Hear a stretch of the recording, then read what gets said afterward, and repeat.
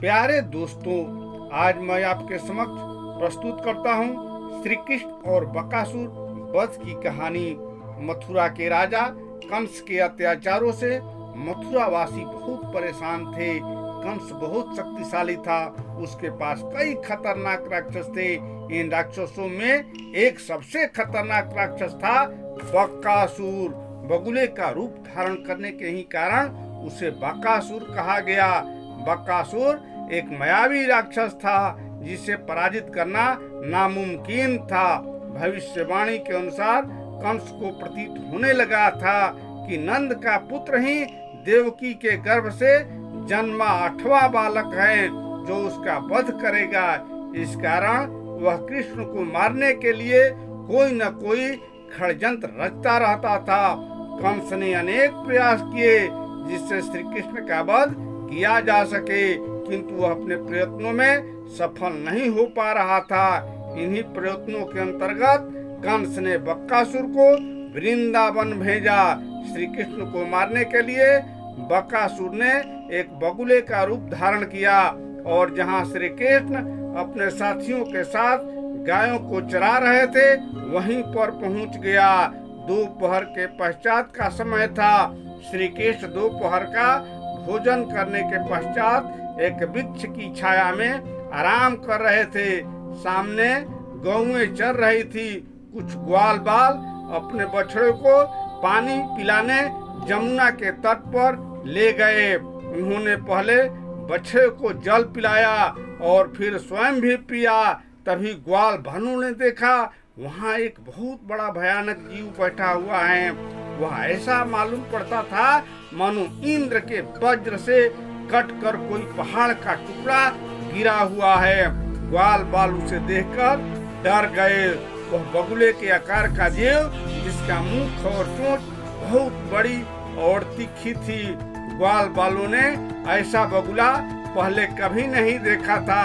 ग्वाल बालों की चित्कार सुनकर बाल कृष्ण उठ खड़े हुए और उसी ओर दौड़े जिस ओर से चित्कार आ रही थी। वह बक नाम का असुर था जो बड़ा बलवान था। बगुले का रूप धर वह आया था। वह विकराल आंखों को लिए गुड़गुड़ा कर पानी में बैठा था। बाल श्री कृष्ण समझ गए कि यह कोई राक्षस है।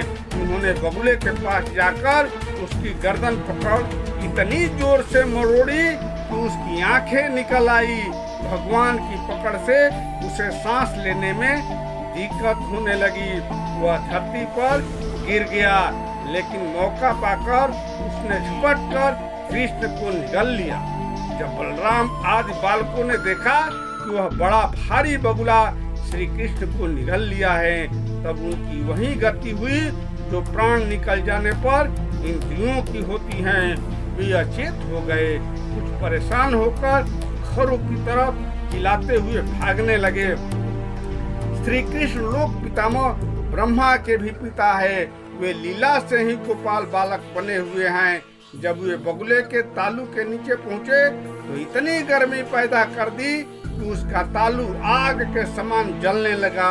एक बार फिर बगुला परेशान हो गया, अतः उस दैत्य ने अपना मुंह खोलकर श्री कृष्ण के शरीर पर बिना किसी प्रकार का घाव किए ही झटपट उन्हें उगल दिया। श्री कृष्ण के बाहर आने के बाद फिर वह दैत्य बड़े क्रोध से अपनी कठोर चोंच से उन पर चोट करने के लिए टूट पड़ा।